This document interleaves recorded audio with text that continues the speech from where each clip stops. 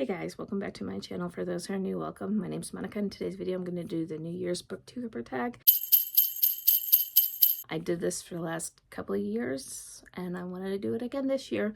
I was going to do the book stuff, trends that should be left in 2024, but I found that I was getting very negative, and I don't want to do that. I want to stay positive. I like positivity. I like kindness.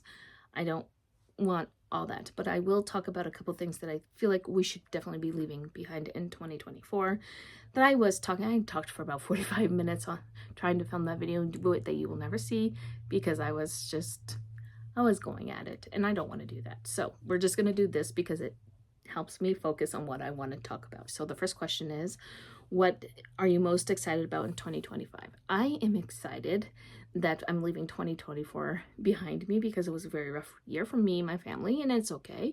That happens. We all go through some rough patches, and it's fine. But I'm also excited that there are some new opportunities that are coming in 2025. I'm planning trips, being able to just find fulfillment in what I have here now, instead of trying to look elsewhere for fulfillment. And that's what I've been focusing on a lot lately. So question 2 is, do I have a Goodreads goal challenge, and why that number? I did this year, and I did the last year. I went down to 100 books this year, and I well surpassed that. And the thing that I loved about that is because I did not have to stress about making that goal. I am very much goal oriented. If I know I have to achieve something, I will do everything I can to achieve that goal. So it's because of that, and I know this about myself, I'm either going to do, in 2025, I'm either going to do 1 book or 50 books. I'm not sure yet. I haven't quite decided what I'm going to do, but I'm going to do that because I enjoyed just not having all that on top of me. Because then I could just read. And if I felt slumpy, I didn't have to read. To be able to meet a goal. So it gave me freedom that I enjoyed this year. So question 3 is, list 3 5-star predictions. I feel like Catherine Cowell's, her Sparrow Falls series is going to continue to be 5 stars for me. I mean, that's like 3 books coming out in January and 2025, so there's those. I also think that I'm going to really love Wild Side, because again, those 2 books, the first 2 books in the Rose Hill series, Wild Eyes and Wild Love, I loved both of those. I gave them both 5 stars, so I think Wild Side will be a 5-star for me. And I feel like unless something truly jumps the shark, I think I'm going to really love Say You'll Remember Me by Abby Jimenez. I've loved Abby Jimenez since I've started reading her years ago, and she's been a very consistent author for me. So it's either been, her books have either been 4.5 or 5 stars. I just love her book. I love her books. I love her writing, and I think she is a great human being, and I'm more than happy to keep supporting her. So on question 4, what genre or subgenre or trope do you want to read more of? I want to read more of cozy mysteries. I want to read more historical romances. I want to read more thrillers, and you'll see that when I'm discussing my TBRs, because I did put together TBRs for 2025. I'll be discussing all that because those are stuff that I really am excited to read. I also wouldn't mind putting in some more horror or even historical fiction. I'm currently listening to Last Christmas in Paris. This is Leave It to the Pros Book Club. It's their pick for December, and I am thoroughly enjoying it. So I'd actually recommend that one right now. I'm not done, but I'm nearly done, and I'm just really excited for that one. But I also want to try more new to me authors. I keep saying that, and I do it. Specifically in December, I've read more new to me authors lately. So I hope that answers that question. Question 5, what trope do you think will be the most popular in 2025? I feel like in 2025, I think hockey's gonna just go a little bit, because I think it's had its heyday for a little bit, and it will obviously come back. Everything recycles over, but I think we have sort of crested that hill in 2024. I think there's going to be more love for romantic suspense because of Catherine Cowell's and Victoria Wilder.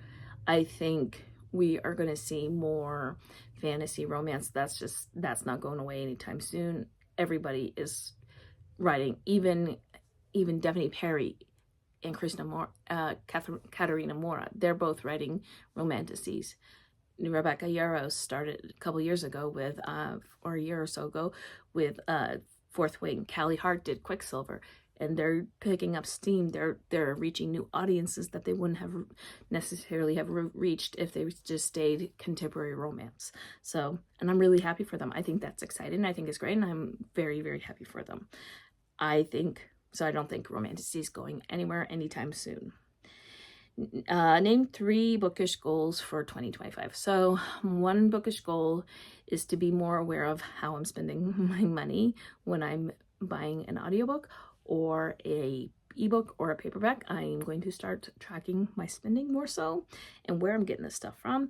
Also, I would like to be more present when just slowing down and absorbing the information more so than just rushing. And that's one of the reasons why I'm lowering my Goodreads goal, because I'm going to start slowing down a little bit on be more deliberate on what I'm reading, but also slowing down and absorbing the information better, if that makes any sense. My last bookish goal would be to not get caught up in FOMO with all the special editions and everything else. Honestly, I do not have I have one box subscription left, and that is Hello Lovely, and it's the lowest tier. It's quarterly, so, and I'm happy with that. And I was very happy that I did that last year, and I'm going to continue to be more choosy of what I'm buying and not buying books that I don't love.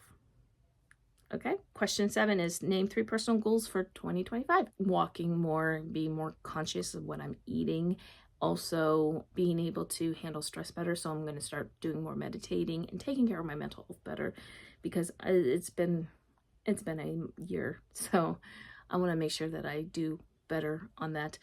And I also would like to be able to do a couple of trips. I might not be able to do them, but I would like to try. There's a couple that I was thinking about. I was thinking about taking my daughter to Maine, because we're from Maine and we haven't been there in about 10 years. And her and I kind of want to go home for a little bit. And even if it's for a few days, I think that would be fun. And I want to get to Nora's Inn. I really, really want to get to Nora's Inn. So if I can do it and it's doable, I'll do it. But I'm honestly not going to be doing any signings. I was going to do the signing in Phoenix, but because I had family members go through some big health scares, and we're still kind of going through it a little bit, but because of that, we're having problem. We are now facing medical bills, and so I couldn't just take off, and I couldn't just do that. That's not something I was able to do. I will be able to do in 2025. How much I would love to, I would love to go to the one in Montana. You have no idea how much I want to go to the one in Montana, because some of my absolute favorite authors are going to be there, but I don't see how it's going to be possible. Yeah, I'm just going to leave it there. Unless I'm going there to be an assistant or something, and I haven't even attempted to do that yet. I don't think it's going to happen. But, I mean, that's okay. So the last question is, what do you want to leave behind in 2025? This is the tag that I was talking about. So my biggest things is changing the book covers and the book sizes and I get why they do it specifically. I'm talking about, but I was going to show you this because in that last video that you will never see, because I went very negative. That drives me crazy, because I like having things that match, especially my book spines. And I get why that happened. She's indie published all but the last one. And so now Entangled, they had to change the spine. At least I got the same size, because I know that they went bigger after that. And so as soon as I knew that was happening, I pre-ordered it right away. So yeah, that bothers me just a hair, I'm not gonna lie. But also when they are in the middle of a series and then all of a sudden they change the covers, I have no idea why they're changing the covers. I don't like that, because if I'm collecting your book and I'm trying to buy the book, so let's just at least finish the series before you go ahead and change the covers. That's all I'm saying. Another thing that I would like to leave behind in 2024 is judging people for how many books they buy. What, like, people saying, oh, you have too many Kindles, or oh, why do you need a Kindle clicker, or whatever. Like, mind your business. Okay, just mind your business. I told you I was getting heated on this, and people judging people for how much they read and how they read. Audiobooks, ebooks, and paperback are all reading because you're absorbing the information. You are getting the story. You're getting the contents, the theme, the characterization, the character development. You're getting the conflict. You're getting the everything. Okay, not everybody can sit down and read a physical book. I know that people on TikTok, people were complaining that they were skimming, or that they were complaining about how small the font is on some of the bigger books. And I don't disagree with a small font. I can't read a book like that because I get migraines.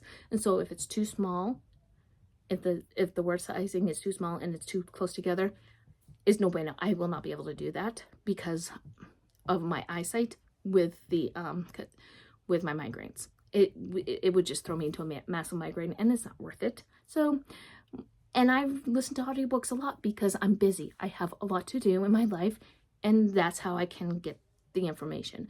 Now, would I love to sit down and read a physical book? Yes, but I don't have time for that. Not everybody has time for that, and that's okay.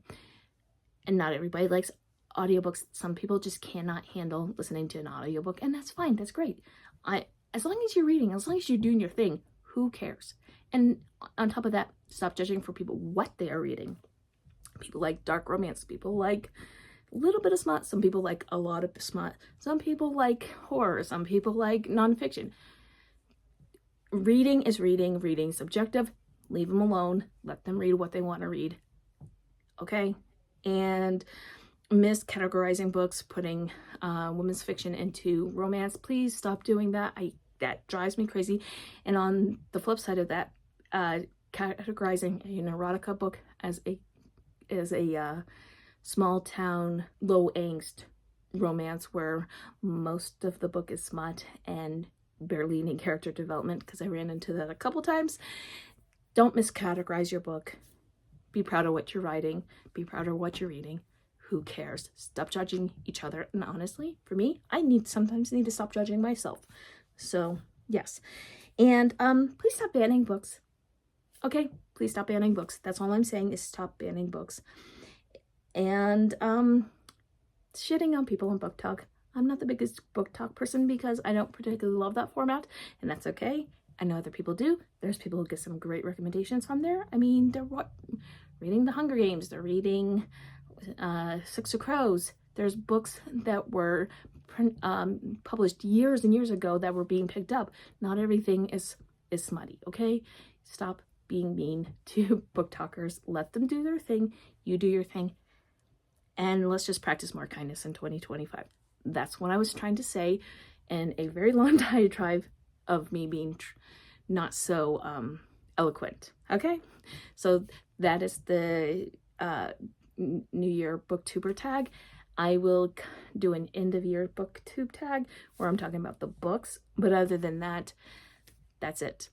And if you would like to do this, please tag me when you do this, because I would love to see what your goals are and what trends that you think we should leave behind. Please let me know. Tag me in your video, or let me know down below in the comments. And if you made this far in this video and you want to let me know what you hear, please leave me a Santa emoji, because we're getting so close to Christmas. And then until next time, my friends, happy reading. Bye.